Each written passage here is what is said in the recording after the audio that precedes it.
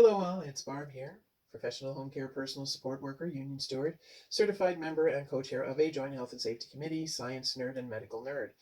Unless you've been living under a rock, disorder is the order of the day. Mahahaha. Hope you like that one.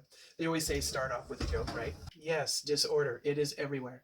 Now me, as it affects me, I am of a certain age. I live alone, which I love, but it's not without its challenges, such as it's on me to make all the money, which isn't being that much of a challenge at this time with what the times are being. It's also on me to do all the work and repairs around here, and I do the best I can, but some things have to go by the wayside, and that's okay too. Eventually I might get to it.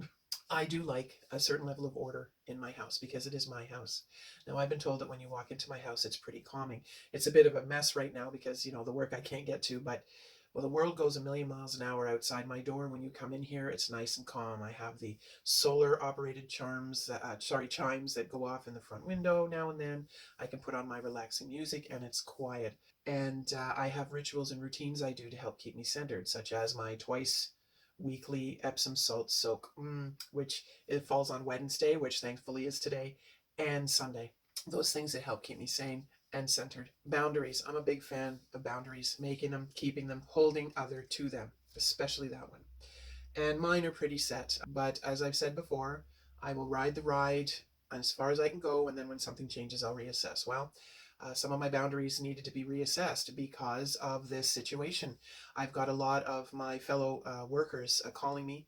They're worried, anxious, upset in many different ways because of the hours they're losing and what's going on and the uncertainty. So I've been taking their phone calls and their texts and talking to them and gathering information that is important to with what they're losing, and that is cutting into my me time. I'm big on my self-care time because my line of work can be pretty challenging. I mean, not that you're going in burnout all the time. I was for a year, just over a year ago. That was an extreme situation, but you're doing the job and you go along and suddenly you start feeling tired, as again, not burnt out, but just, gee, I need a break. So every other weekend off doesn't quite cut it, so I take a week off every 4 months.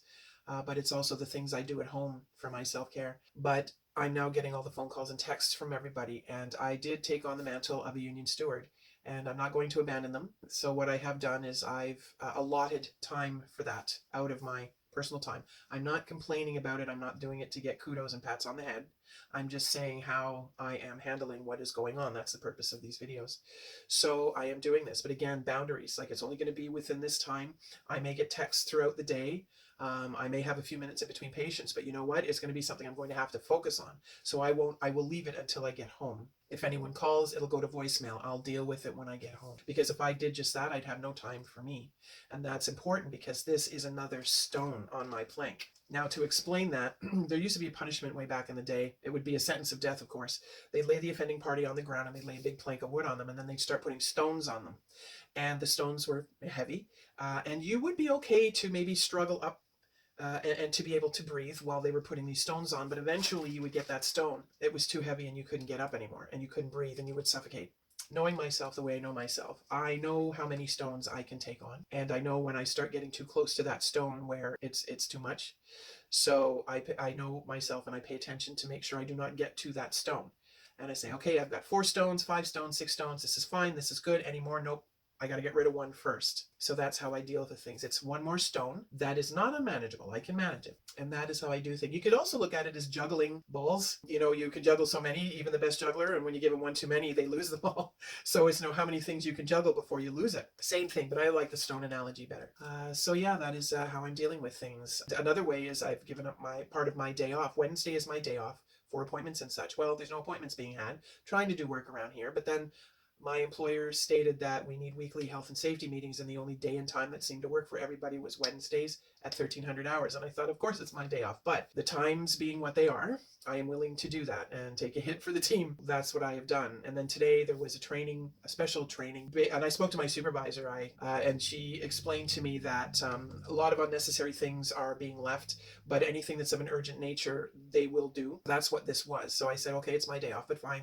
It needs to be done. This is the only time we have. That's fine. I mean, I can be pretty hardline about my downtime, my sane time, but I do know sometimes, you've heard me say needs must before, needs must when the devil drives. So I will give it. So that's it. That's how I'm handling things. Being a beacon and a support for other people. and making these videos. I consider this part of my downtime, so that's not a bad thing.